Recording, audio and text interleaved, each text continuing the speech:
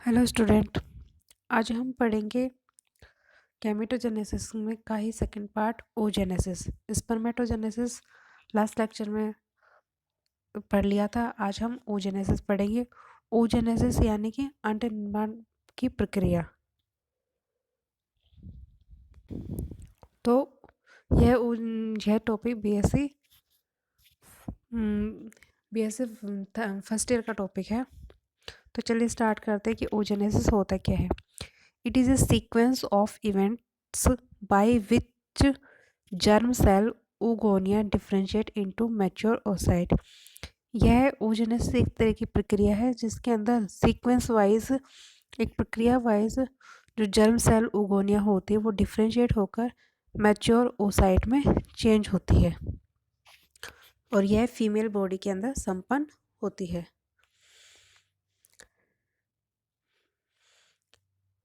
तो इसमें क्या होता है, प्राइमरी oocyte में 2n संख्या होती है, डबल संख्या होती है, डिप्लॉइड संख्या होती है। इसमें सबसे पहले फर्स्ट माइटोटिक डिवीजन होता है जो एसिमेट्रिक होता है, जिसकी वजह से एक सेल तो पोलर बॉडी बनती है और दूसरी सेल सेकेंडरी वो साइज में बड़ी होती है जो सेकेंडरी oocyte कहलाती है। डिप्लॉइड सेल को हम प्राइमरी oocyte बोलेंगे। और डिवीजन के बाद फर्स्ट मियोटिक डिवीजन जो कि एसिमेट्रिक है। ध्यान रखना एसिमेट्रिक में एक सेल का साइज छोटा रहेगा और दूसरी सेल का साइज बड़ा रहेगा। जो बड़े साइज के सेल होगी उसमें उसको सेकेंडरी oocyte बोलेंगे। अब इसके अंदर सेकेंड मियोटिक डिवीजन होगा जो कि एक तरह का समसूत्री विभाजन होता है। तो जो पोलर बॉडी है उससे बनने वाली को दो पोलर बॉडीज बनेंगी और सेकेंडरी oocyte में भी डिवीजन होगा, सेकेंड मियोटिक डिवीजन होगा जो कि समसूत्री होगा। समसूत्री डिवीजन ही होगा लेकिन ये एसिमेट्रिक होगा जिसके अंदर भी दो तरह की कोशिकाएं बनेंगी। एक छोटी साइज की बनेगी और एक बड़ी साइज की बनेगी। बड़े साइज का जो बनेगा वो मैच्योर एग होगा जो फर्टिलाइजेशन में हेल्प करता है। oogenesis is the creation of an ovum, यानी एग बनाने की प्रक्रिया होती है oogenesis। It is the female process of gametogenesis. यह फीमेल बॉडी के अंदर होता है।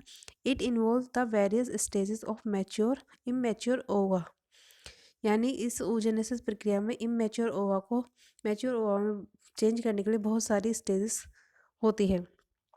oogenesis is the process of meiosis in female organism from an oogonium to a primary oocyte।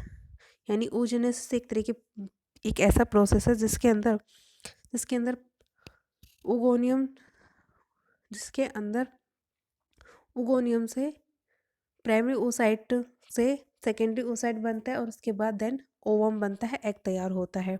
oogenesis begins soon after fertilization. oogenesis होता है वो fertilisation के बाद स्टार्ट होता है। As primordial germ cell travel from the yolk sac to the gonads. जैसे ही primordium germ cell होती है वो योक सैक से गोनेड सेल की तरफ ट्रेवल करती है।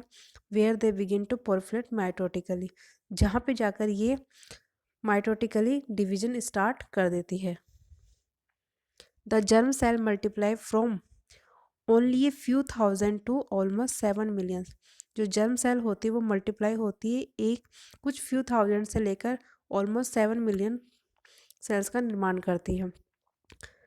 They become oocyte once they enter the stage of meiosis several months after the birth। जैसे ही आफ्टर कुछ महीनों के जन्म के बाद ही बहुत सारे oocytes होते हैं, वह उसमें मियोसिस डिवीजन की स्टेजेस होती है। Now called primordial follicles. जो जन्म के टाइम फीमेल बॉडी में जो सेल्स बनते हैं उन्हें प्राइमोडियल फॉलिकल्स सेल्स बोलते हैं। They are made up of oogonic cells from the primordial germ cell. उनको ओगोनिक सेल्स बोलते हैं जो कि प्राइमोडियल जर्म सेल से बनते हैं। The oocyte is then arrest in first meiotic phase. In birth वाली जो कंडीशन में होते हैं, जैसे जन्म होता है किसी बेबी गर्ल का, तो उसके अंदर जो oocytes होते हैं वो प्राइमरी म्यूटिक अवस्था में स्टैटिक अवस्था में रहते हैं, अरेस्ट अवस्था में रहते हैं, यानी सुप्त अवस्था में रहते हैं। जैसे ही प्यूबर्टी की स्टेज आती है तो इनमें हर एक मैच्योरेशन की अवस्था पर पहुंचने लगता है।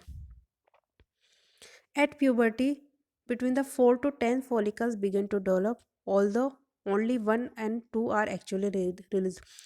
जब प्यूबर्टी वाली स्टेज आती है उस टाइम 4 से 10 फॉलिकल्स डेवलप होते हैं, उनमें से केवल 1 या 2 ही फॉलिकल्स रिलीज हो पाते हैं। Surrounding each oocyte is a zona pellucida membrane. हर एक oocyte के चारों तरफ एक मेम्ब्रेन होती है जिसे जोना पेलोसिडा कहा जाता है। एंड थीका लेयर होती है। Surrounding each oocyte is a zona pellucida, membrane granulosa and theca cell layer. इस जो oocyte उसमें 3 तरह की लेयर होती है, जोना पेलोसिडा, मेम्ब्रेन ग्रेनुलोसा और थीका सेल लेयर होती है। Each oocyte finish its first meiotic division. हर एक oocyte अपनी पहली म्योटिक डिवीजन को फिनिश करता है and creating a secondary oocyte, जिसके बाद वह सेकेंडरी oocyte बनाता है और पोलर बॉडीज बनाता है विच सर्व नो फर्दर फंक्शंस।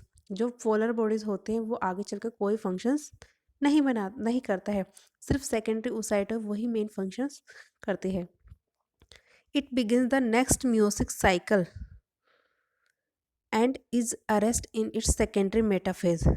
इसके बाद दूसरा म्योसिक साइकिल स्टार्ट हो जाता है और सेकेंड मेटाफेज पर अरेस्ट हो जाता है।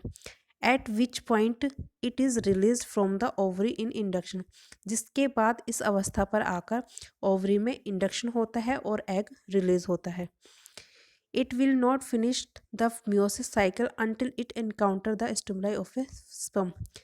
यह म्योसिस साइकिल तब तक फिनिश नहीं होता जब तक कि स्पर्म का एनकाउंटर एग तक नहीं हो पाता है। Process of human oogenesis. At the start of menstrual cycle, some 12 to 20 primary follicles begins to develop under the influence of elevated FSH to form secondary follicles. जैसे menstrual cycle स्टार्ट होने के बाद 12 से 20 प्राइमरी फॉलिकल्स डेवलप होना start हो जाते हैं। क्यों? अंडर द हाई एफएसएच के इन्फ्लुएंस की वजह से 12 से 20 फॉलिकल स्टार्ट हो जाते हैं जो कि सेकेंडरी फॉलिकल्स बनाते हैं। By the around 9 day the cycle only 1 healthy secondary follicles is remaining. After जैसे 9 डे साइकिल का 9th डे होता है तो उनमें से केवल एक ही हेल्दी सेकेंडरी फॉलिकल्स रिमेनिंग रहता है, बाकी सारे के सारे रेस्ट हो जाते हैं जिन्हें एरेस्टिया कहा जाता है। The remaining follicle is called dominant follicle. जो एक फॉलिकल रह जाता है उसे डोमिनेंट फॉलिकल कहा जाता है and it is responsible for producing large amount of estradiol, जो कि बाद में लार्ज अमाउंट में एस्ट्राडियोल सिक्रेट करता है during the late follicle phase में। Estradiol production depend on the cooperation between the theca and granulosa cells. Estradiol का production जो एग की लेयर होती है थीका और ग्रेनुलोसा सेल पे डिपेंड करती है। On the 14th day of cycle an LH surge occurs which is triggered by the positive feedback of estradiol. जो साइकिल का 14th डे होता है उस पर एलएच का सर्ज होता है, यानी हाई लेवल ऑफ एलएच होता है।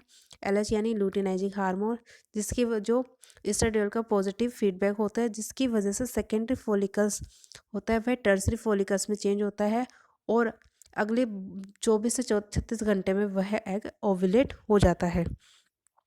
An important event in the tertiary follicle is that the primary oocyte complete the first meiotic division which form with formation of polar body and a secondary oocyte.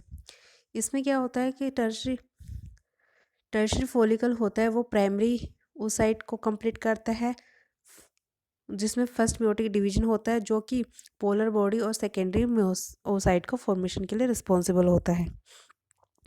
The empty follicle then forms a corpus luteum. जो खाली follicles रह जाते हैं, polar sales जो खाली follicles होते हैं वो रह जाते हैं, वो कॉर्पस ल्यूटियम बनाते हैं, वो कि एक टेम्परेरी एंडोक्राइन की तरह काम करते हैं।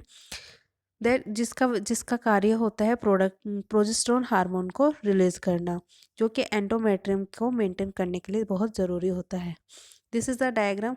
oogenesis मीन्स कि हर बार ओवरी होती है, ओवरी में एक हर मंथली साइकिल में 10 to 14 फॉलिकल्स रिलीज होते हैं, जिनमें से केवल एक ही डोमिनेंट फॉलिकल्स मैच्योर होता है, जो कि अराउंड 14 डे पर रिलीज हो पाता है, और रेस्ट जो सेल्स रह जाते हैं वो पोलर बॉडीज होती हैं।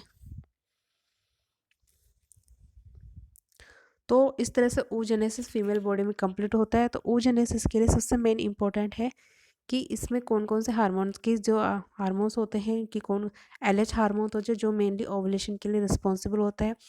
जो oogenesis स्टार्ट होता है वो सबसे पहले डिप्लॉइड सेल से स्टार्ट होता है, प्राइमोर्डियल जर्म सेल से स्टार्ट होता है, जिसके अंदर पहला फर्स्ट माइटोटिक डिवीजन होगा, जिसकी वजह से दो सेल्स बनेंगी, जिनमें से एक छोटी सेल्स बनेंगी, एक बड़ी सेल्स बनेगी। बड़ी सेल्स को सेकेंडरी oocyte बोला जाएगा।